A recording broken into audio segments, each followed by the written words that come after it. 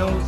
Wherever I go, he goes. There is no clash of egos, 'cause we are the three amigos. The three amigos, Ryan Lucas, Luther Watson and Eric Levine from the Caribbean, are Galway United's special weapon this year. They've brought a sense of excitement to the young Galway squad. But coming from Barbados, where there's not much professional soccer, they soon learned the hard truth about football in the Emerald Isle. They're very tough, very physical. I guess that was the hardest part. When I first played in my first game, it was because the game was faster and more physical. But since I've run into the team now, it's become much easier to read into the game now. The roughness of the game, you know, it's more physical than back home. So that's the only thing. I learned how to actually avoid getting hit. I'd have to move very fast here. So that's the real difference I got here from here. It was just a matter of time before I settled in, because I'm more experienced than Ryan and Luther, so I can adapt quickly. The game in Ireland may be physically tough, but as long as they remain in Galway, their biggest battle will be with The cold most of all, you know. Cold is the only thing. It's very cold. Here is much colder. You get the sun, yes, but you don't really feel the heat. There was certainly no heat to be felt in Terryland Park as Galway United prepared to face Finn Harps in the FAI Cup on a cold Saturday night.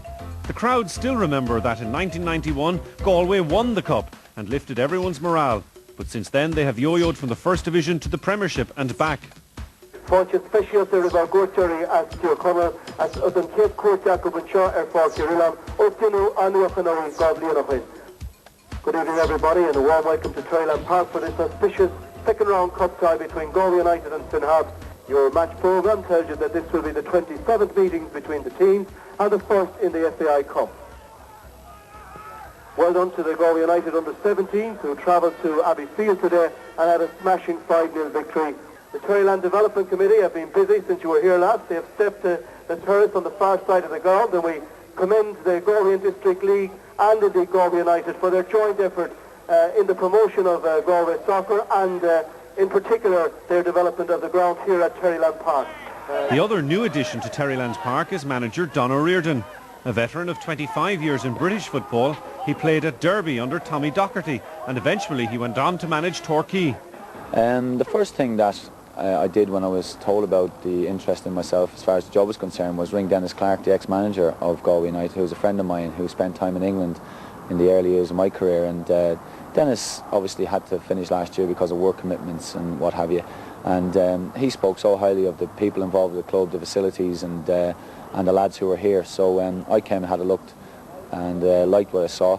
Obviously Jerry and his board liked what he saw, and we hooked up together, and I've been here probably 7 months now and it's been thoroughly enjoyable. We had quite a few of the players out of contract, and I basically laid down the rules that I wanted to see them because I didn't know much about League of Ireland football, hadn't been away for 25 years, but I wanted to see these lads in action over a period of a week, 3 games. There was some who went no problem for it, 1 or 2 more decided to go their own separate ways, which is fine, but the spirit in the squad is phenomenal. You know, I told them last year it was 2 nights a week, this year was going to be 3, and we're trying to throw in occasional daytime, lunchtime training as well, and the response has been fantastic. You know, we've got a very inexperienced squad, and it was a sheer pleasure really working with them from day one.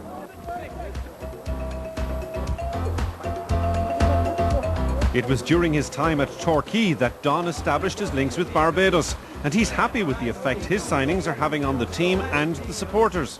And then somebody once said, and the lads won't mind me saying this, they've added a touch of colour to Galway United, and I think there's an absolute buzz around the place whenever they play. The reason why this place will be packed, and the only reason why girls come play is because they'll see. This is the best pitch in the country. And there's great credit due to those who waited for it, because it was left an extra season so that the surface could be got right. The pitch used stretched the other way, which was twisted around and gave an awful lot more space. So the pitch is, I think it's a fine pitch, even in heavy weather. It keeps a great surface. And as it's a pitch in the Gaeltacht. Law run at soccer in Galway, you'll see that big big lettering there behind you. When I started coming to Terryland first, everyone walked to Terryland. Now there's a car park and people do drive, but a lot of people still walk, and some of the oldest and longest loyal supporters of soccer in what we call the town.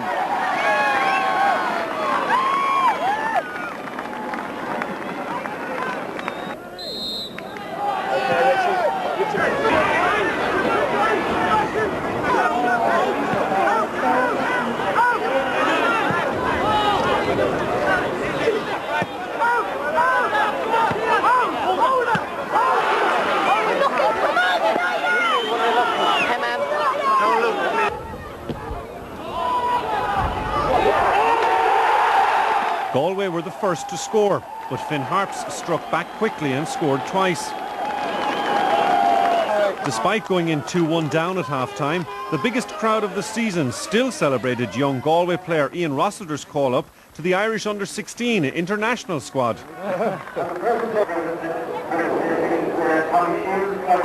It's a great honour. I wasn't expecting to get picked for the Irish team, and that come as a great surprise.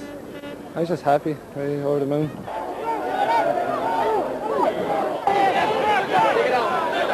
In the second half, Galway fought back hard, and Eric Levine grabbed a great equaliser to earn Galway a replay tonight at Ballybuffet.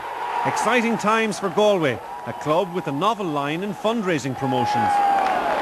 Well, the club found itself in a serious financial position last year, so we decided on doing the 22-21 League of Ireland grounds in 23 hours, which we managed to do and raise £35,000 for the club. The prerequisite last year was £650 to get onto the bus. Now this year Bob MacDonald, a person who's involved with the club, came up with the idea of doing the 19 Premiership grounds, but the only thing is that it's £2,500 is the qualification for the people to go this year. About 50 people will travel by luxury coach to all 19 grounds in the Premiership. They'll play a 10-minute game on each ground. They'll have a conducted tour of each stadium, and they'll meet personalities and players from each of the great teams. Also, the tour will be hosted by the Doc, Tommy Docherty, former Manchester United and Scotland manager, and by Don, and they'll have a team each. Don actually played under the Doc at Derby, so there's quite a bit of badinage between the two of them. They get on very well.